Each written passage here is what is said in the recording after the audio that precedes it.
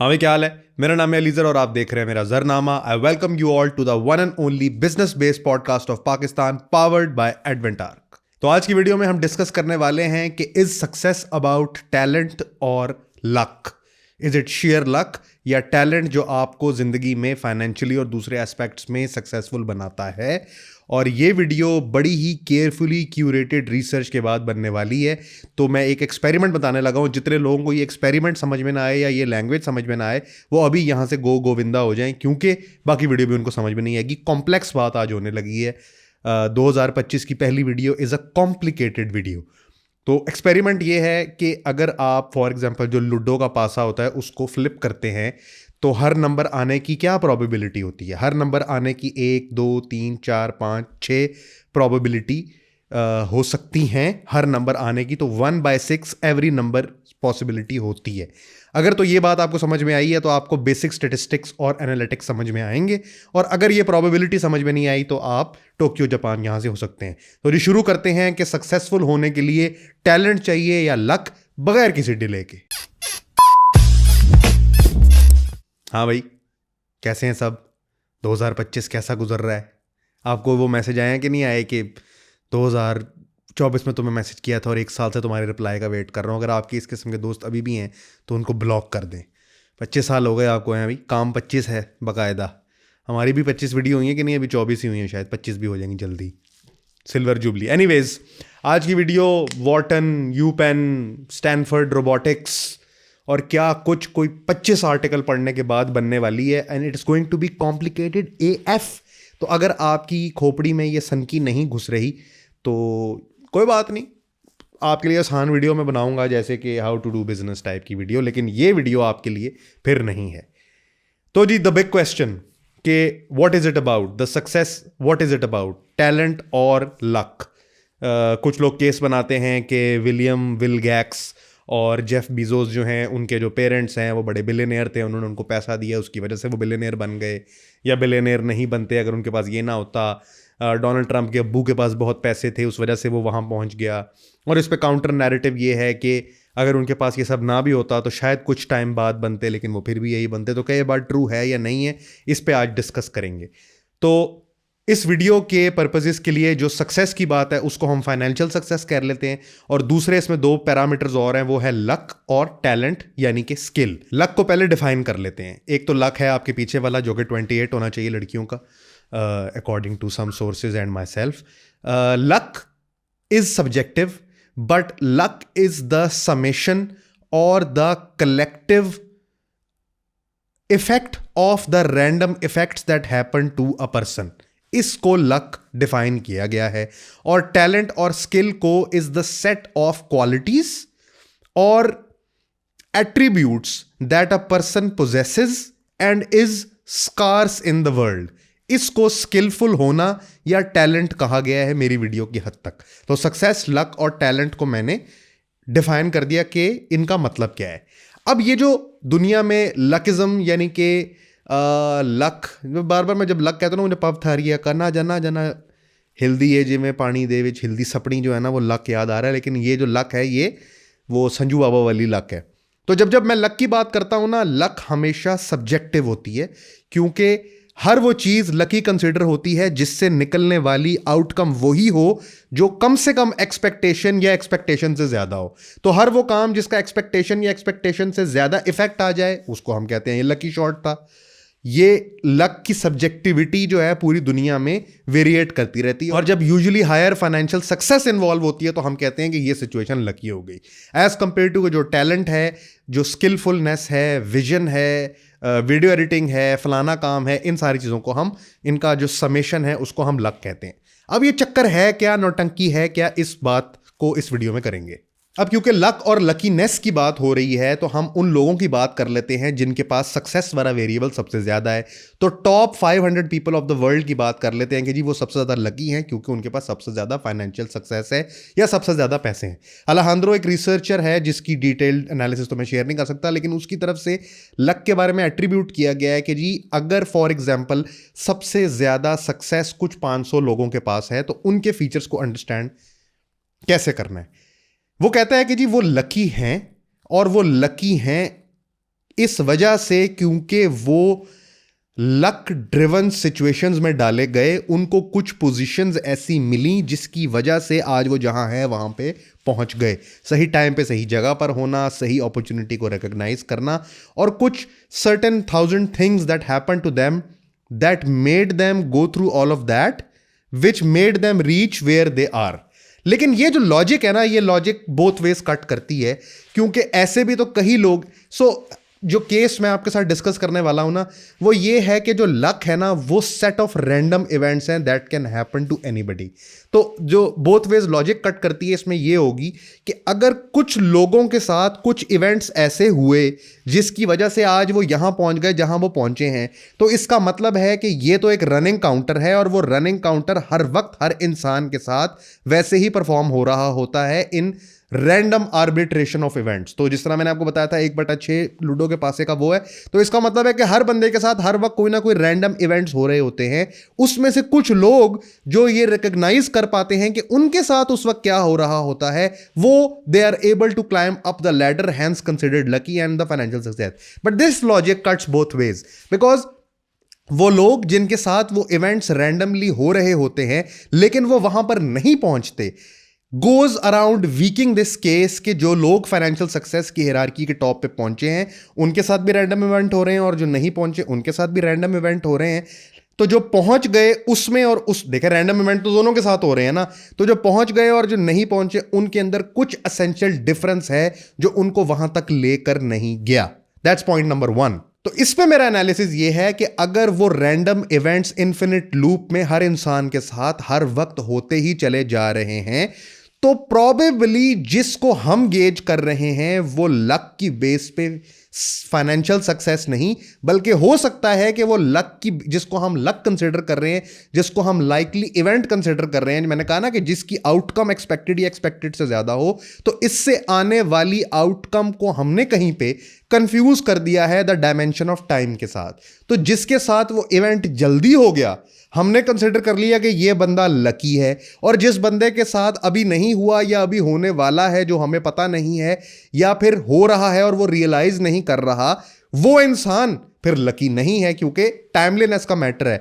सो मेरा एनालिसिस अलेजेंड्रो के एनालिसिस पे बिल्ड करते हुए ये है कि जिसको हम लक कंसिडर कर रहे हैं वो सेट ऑफ रैंडम इवेंट्स है that is happening to infinite people infinite times, but the timeliness और the randomization event, rand function की बात कर रहा हूं, रैंडमाइजेशन इवेंट जो उनके साथ होके उनको उस जगह पे लेके आ रहा है वो टाइम का फैक्टर है। सो इसका मतलब है कि time is the crucial source hair.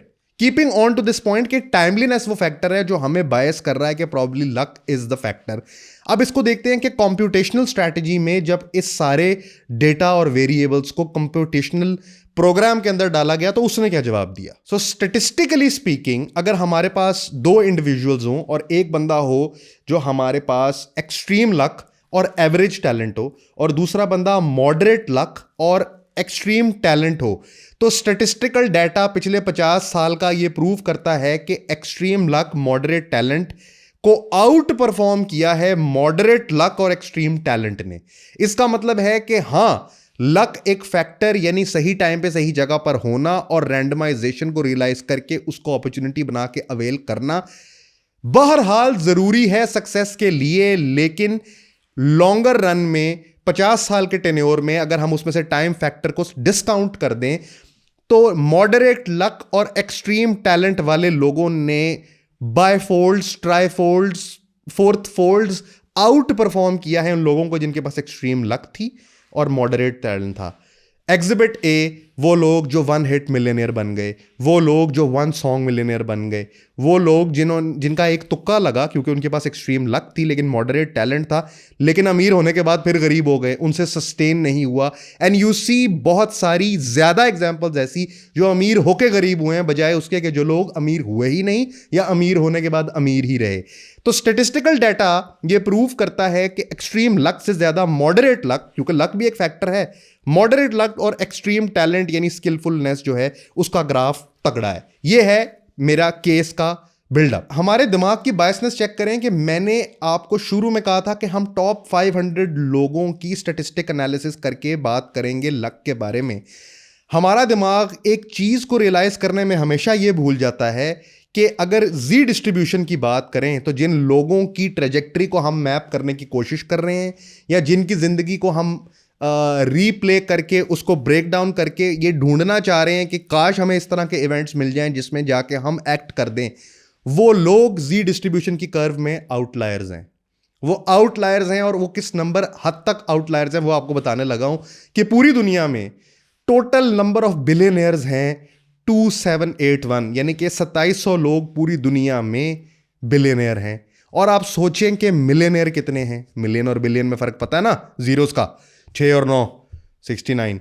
तो पूरी दुनिया में बिलियनियर्स की तादाद है 2781 और पूरी दुनिया में मिलियनियर्स हैं 59.4 मिलियन। तो आप ये सोचें कि हम और आप जिन लोगों को रेप्लिकेट करने की कोशिश करते हैं या जिनकी लाइफ ट्रेजेक्ट्री के इवेंट्स को ब्रेक डाउन करके उनको रीडू करने की कोशिश करते हैं, वो पूरी दुनिया में 59.4 मिलियन टाइम्स कम है उन लोगों से जो कि नॉर्मल डिस्ट्रीब्यूशन की कर्व में आते हैं। तो लक और बड़े बड़े लोगों और सीईओज की लॉ ऑफ प्रोबेबिलिटी को चेस करना बजाय कि लॉ ऑफ एवरेजेस को चेस करना हमारा एक बायस है, और हमारे इस बायस के नतीजे में हम आउटलायर बेस्ड डिसीजन मेकिंग करते हैं और उस आउटलायर बेस्ड डिसीजन मेकिंग में लक को बहुत ज्यादा क्रेडिट देते हैं, जबकि मैंने आपको बताया कि statistically speaking moderate luck and high skill set always outperform that.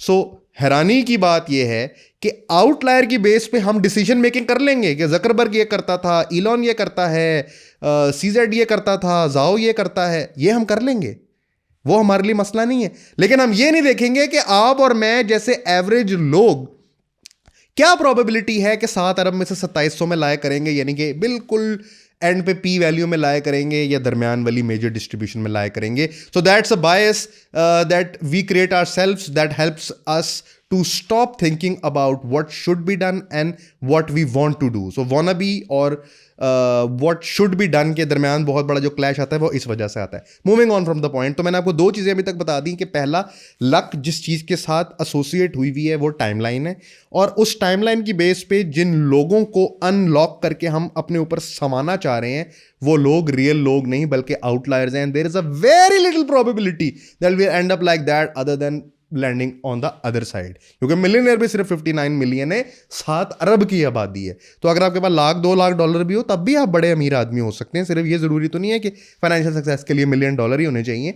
ये 2 पॉइंट मैंने आपको बताया, अब इससे आगे मूव करते हैं। Moving on from these 2 points, आपको लग रहा होगा कि शायद आज मेरा थॉट प्रोसेस को इतना ऑर्गेनाइज नहीं, उसकी वजह ये है कि there is a vast set of data that I had to go through in order to make this video, और I am still able to compress it all into what needs to be said to you. So luck और talent पे multiple studies multiple eras में मुख्तलिफ लोगों पे और मुख्तलिफ models के साथ ट्राई की गई है और उसकी मुख्तलिफ फाइंडिंग है जिसमें से मैं आपको अपना एनालिसिस दे रहा हूं। तो लक वर्सेस टैलेंट यानी स्किलफुल होना और सही टाइम पे सही जगह पर होना और रैंडम इवेंट्स के होने की अल्टीमेट समरी ये है कि consider an example of Pakistan cricket when they lost this match from India, जब वो बुमरे ने आउट कर दिए थे।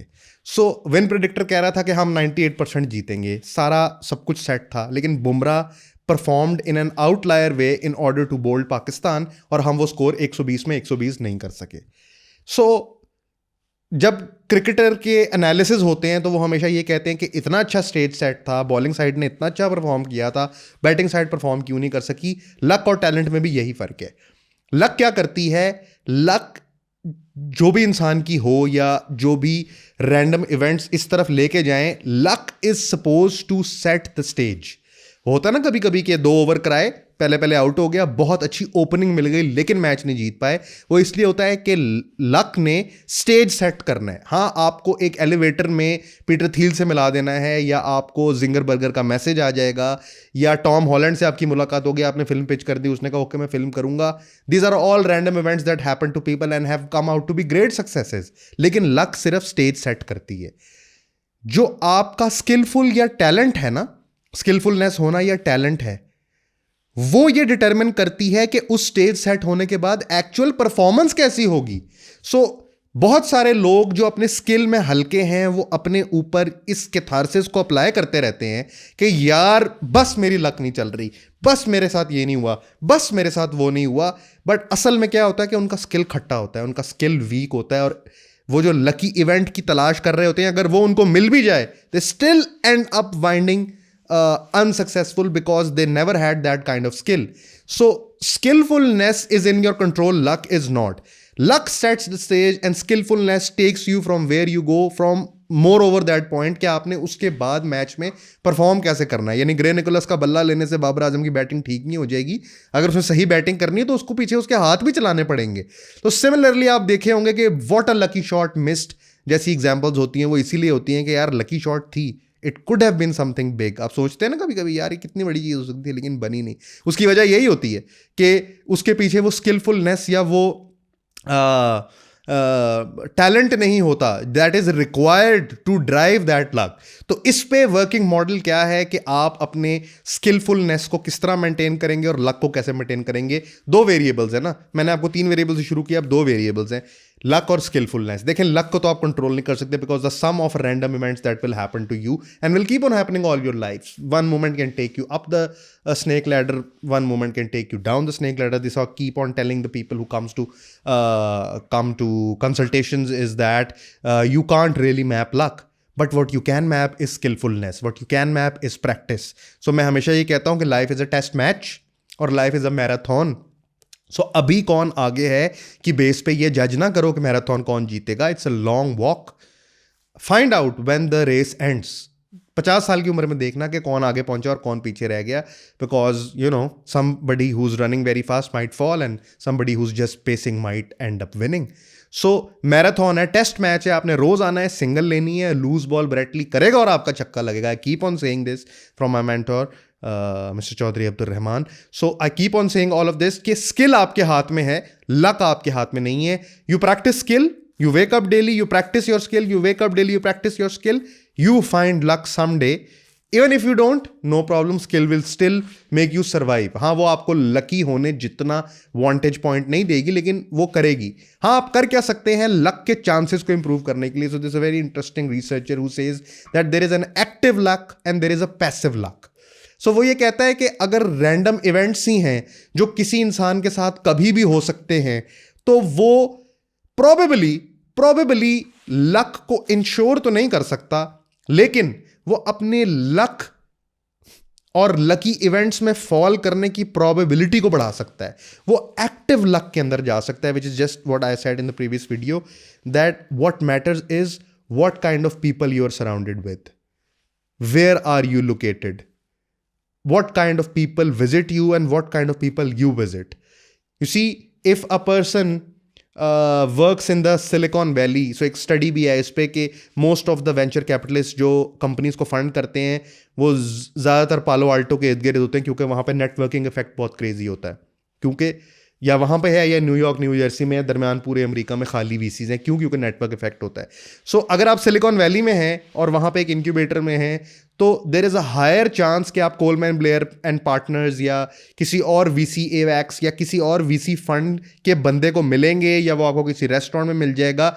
There is a higher probability of you running into luck if you have surrounded yourself into that kind of environment, that kind of people, that kind of ecosystem, as compared to कि मैं काछूपुरे में flat में cooler लगा के बैठ के जनाब 27 inch की एलईडी पे ये देख रहा हूँ कि सीसीटीवी में आज नीचे बारिश का पानी कितने फुट खड़ा हुआ है, और आज जब यहाँ से रिक्शा गुजरेगा तो बजरी उड़ के मेरी खिड़की पे लगेगी या नहीं लगेगी. So there is a higher probability of you running into active luck when you are in that kind of ecosystem, when you are surrounded by those kind of people, as compare to कि यार मेरे दोस्त आए थे, असी pizza मंगाया थे, असी कोक मंगाई थी, असी फिर चरसां पीतियां थे, बड़ा मजा आया था, यार मेरा आईटी करियर नहीं चलता पिया. So you have a higher probability of running into active luck when you're in the ecosystem as compared to when you are running into passive luck. तो जी ये थी आज की वीडियो जिसमें मैं आपको बड़ा ही कॉम्प्लेक्स किस्म की एक सिचुएशन समझाने की कोशिश कर रहा था. प्रॉब्लम स्टेटमेंट थी कि इज सक्सेस डिपेंडेंट और लक और टैलेंट. मैंने आपको स्टेटिस्टिकली बताया कि सबसे पहले तो दुनिया के टॉप जो सक्सेस पे हैं उनको ऑब्जर्व करें तो आपको ये नज़र आएगा कि हाँ उनकी ज़िंदगी में लक इंपॉर्टेंट है, बट उसके काउंटर में मैंने आपको ये भी बताया कि लक टाइम के साथ एसोसिएटेड है, कुछ की जल्दी है कुछ की बाद में, you can't really control that factor. More over extreme luck moderate talent से बहुत बेहतर परफॉर्म करता है मॉडरेट लक और एक्सट्रीम टैलेंट। मोर ओवर ये आउटलायर्स हैं, हमारी ज़िंदगी ऐसी होगी इसकी कोई गारंटी नहीं है, इसलिए आउटलायर्स की बेस पे अपनी ज़िंदगी को मैप ना करें, रियलिटी या मेजर प्रोबेबिलिटी की बेस पे अपनी ज़िंदगी को मैप करें। और दूसरा ये कि लक जो है वो स्टेज सेट करती है, परफॉर्मेंस कैसी होगी आपका स्किल होता है। तो लक आपके कंट्रोल में नहीं है, स्किल आपका कंट्रोल में है। And moreover what you can do after being skillful enough, बजाय इसके कि ये कहें मेरी लक नहीं है, मेरी लक नहीं है, मेरी लक नहीं है, लक तो उनकी है, बजाय इसके कि आप ये कंप्लेन करें, आप अपनी एक्टिव लक की प्रोबेबिलिटी को प्रॉबली बढ़ा सकते हैं। सो ये थी जी आज की वीडियो। मैंने बड़ा कॉम्प्लेक्स किस्म का एक कॉन्सेप्ट आपके साथ शेयर किया है, मुझे नहीं पता है कितने लोगों को समझ आया नहीं आया, लेकिन जिसको लूडो वाली बात समझ आई थी उसको समझ आया था। ये थी जी आज की वीडियो। अगर आप मुझसे बिजनेस कंसल्टेशन लेना चाहते हैं तो नीचे व्हाट्सएप का लिंक है, उस पर आके आप मेरी टीम से बुक कर सकते हैं। डिस्काउंट की कोई अपॉर्चुनिटी अवेलेबल नहीं है, उसमें करियर काउंसलिंग भी हो सकती है, बिजनेस कंसल्टेशन भी हो सकती है, ऑपरेशंस मैनेजमेंट, फाइनेंशियल मैनेजमेंट, इस तरह की चीज़ें हो सकती हैं। और we book 1 week in advance. अगर किसी को फीडबैक देना है तो लिंक्डइन पे आ सकता है, इंस्टाग्राम पे आ सकता है, व्हाट्सएप पे दे सकता है, जहाँ भी देना चाहे फीडबैक दे के ज़रूर बताया करें ताकि हम आने वाली वीडियो को बेहतर से बेहतर कर सकें। ये थी आज की वीडियो।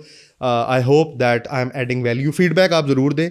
आई होप कि इस कॉम्प्लेक्स सिचुएशन से आपको कोई ना कोई वैल्यू ड्राइव हुई है। और this is your boy AZ, over and out. Cut.